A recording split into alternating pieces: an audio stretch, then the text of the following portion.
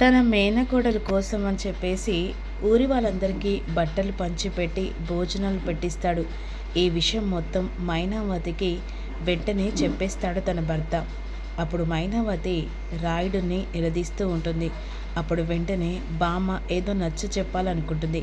కానీ నచ్చ చెప్పే సమయంలో రాయుడు ఇక తన మేనకోడలు గురించి తను బాధపడుతున్నట్టుగా, అందుకనే నేను ఇలా నా మేనకోడలు పుట్టినరోజుకి బట్టలు పంచి భోజనం పెడుతున్నానక్క, నీకు తెలియకుండా అని అనేసరికి వెంటనే మైనావతి ఇంకొకసారి అలాంటి దాని గురించి నువ్వు బట్టలు పంచిపెట్టి భోజనం పెట్టడం మరోసారి చెయ్యకూడదు అన్నట్టుగా వార్నింగ్ ఇచ్చినట్టు మాట్లాడుతుంది. ఈ లోపు వెంటనే అక్కడి నుంచి మైనావతి వెళ్ళిపోతుంది. ఈ దెబ్బతో రాయుడు ఎప్పటికీ ఇలాంటి పని చేయడు అని ఈ విధంగా అనుకుంటూ ఈలోపు వెంటనే నిరంజన్ వెళ్ళిపోతాడు. ఇక రాయుడు మాత్రం, నన్ను క్షమించక్క, ఎట్టి పరిస్థితుల్లో నీకు మాట ఇచ్చానని అనుకుంటున్నావు, కానీ నా మేనకోడలు ఈ ఇంట్లో అడుగు పెడితేనే అప్పుడు నీకు ప్రాణగండం దూరం అవుతుందని నాకు నిజం తెలుసుకొని ఎలాగైనా నా మేనకోడలు తిరిగి మళ్ళీ నా ఇంట్లో అడుగు పెట్టాలనుకుంటున్నాను అని మనసులో అనుకుంటాడు. ఇదిలా ఉండగా వెంటనే బామ్మ తన మనశ్శాంతి కోసమని గుడికి వెళ్తుంది. వాడికి చెప్పి తప్పు చేశాను, ఇప్పుడు ఆ నిజం తెలిసింది, మైనావతికి ప్రాణగండం ఉంది, మళ్ళీ తిరిగి తన కూతురు ఇంట్లో అడుగు పెడితేనే మైనావతి ప్రాణాలు నిలబడతాయని నా మనవనికి చెప్పి వాణ్ణి బాధ పెట్టిన, కానీ ఇప్పుడు అది తట్టుకునే పరిస్థితి లేదు. నా మనవరాలు ఎక్కడున్నా సరే తిరిగి మళ్ళీ నా ఇంట్లో అడుగు పెట్టేలా చెయ్యమ్మా అని అమ్మవారిని వేడుకుంటుంటుంది బామ్మ.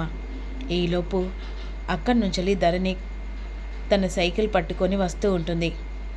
ఇక ధరణి గుడి దగ్గరికి వచ్చేసరికి ఇక్కడ బామ్మ ఒక్కసారిగా కుప్పకూలిపోతుంది. బామ్మ అని చెప్పేసి పట్టుకుంటుంది ధరణి. ఇక స్పృహలోకి లేకపోయేసరికి వెంటనే ధరణి ఇక బామ్మని ఇంటికి తీసుకొని వెళ్తుంది. ఈలోపు బామ్మ గుడికొచ్చి చాలాసేపు అవుతుంది. ఇక వెంటనే రాయుడు బామ్మ కోసమని ఇంట్లో అడగసరికి గుడి దగ్గరికి వెళ్ళిందనేసరికి ఇంత టైం అవుతుంది, బామ్మ ఇంకా రావట్లేదని గుడి దగ్గరికి వచ్చేసరికి చుట్టుపక్కల వాళ్ళందరూ తనకి అకస్మాత్తుగా పడిపోతుండగా ఒక అమ్మాయి వచ్చి తీసుకెళ్ళిందని వాళ్ళు చెప్పేసరికి ఈలోపు బామ్మని ఇంటికి తీసుకెళ్తుంది. వెంటనే బామ్మ స్పృహలోకి వస్తుంది.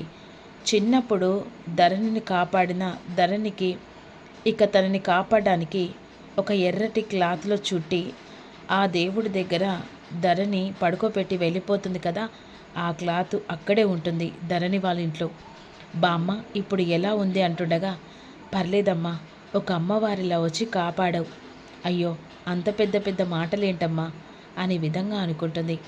ఈలోపు పంతులు గారిని ఇక రాయుడు అడిగేసరికి, ఒకప్పుడు నువ్వు కలిసావు కదా బాబు, ఆ అమ్మాయి వచ్చి ఇక మీ బామ్మను కాపాడి తన ఇంటికి తీసుకెళ్ళింది అంటే ధరణి అని వెంటనే ధరణి ఇంటికి రాయుడు వచ్చేస్తాడు.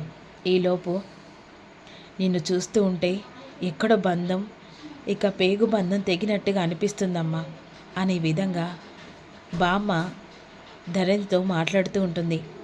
ఈలోపు ఇక ధరణి బామ్మను జాగ్రత్తగా కూర్చోబెడుతుంది.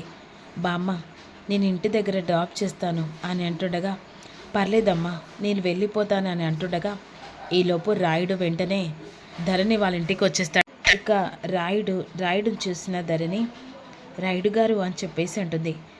ఏంటి ధరణి, మా బామ్మ మీ ఇంటి దగ్గర ఉన్నదట?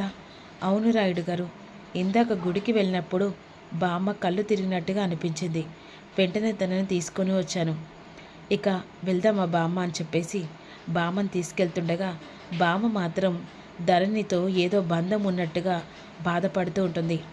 ఇక బామ్మని తీసుకొని బయలుదేరిన రాయుడు ఇక బామ్మ మౌనంగా ఉండడంతో, ఏంటి బామ్మ అలా ఉన్నావు అంతే, ఇందాక ఆ అమ్మాయిని చూస్తుంటే ఏదో తెలియని బంధం రా, ఆ బంధం దూరం అవుతున్నట్టుగా అనిపిస్తుంది. అవును బామ్మ, తనతో ఎప్పుడు మాట్లాడినా ఏదో బంధం ఉన్నట్టుగా అనిపిస్తుంది, తన మాట విధానమా తన ప్రవర్తన అనేది అర్థం కాదు. సరేరా, ఇప్పుడు ఈ విషయం మీ అక్కకు తెలిసింది, ఎలారా, ఏదైనా సరే నా మేనకోడలు తిరిగి ఇంట్లో అడుగు పెట్టేదాకా నేను ఈ కార్యాన్ని ఆపను బామ్మ అనే విధంగా అంటూ ఉంటాడు.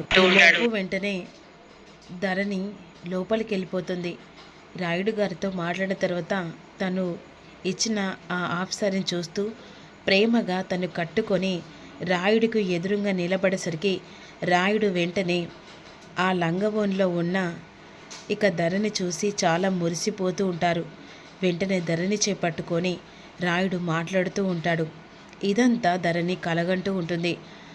ఇక ధరణి మనసులో రాయుడికి ప్రత్యేకంగా స్థానం ఇచ్చినట్టుగా అనిపిస్తుంది. ఒకవైపు తన మనసుకు తెలియకుండానే రాయుడిని ప్రేమిస్తున్నామేమో అన్నట్టుగా ఆలోచనలో పడిపోతుంది. మరి రాయుడు మనసులో ధరణి ఉందా?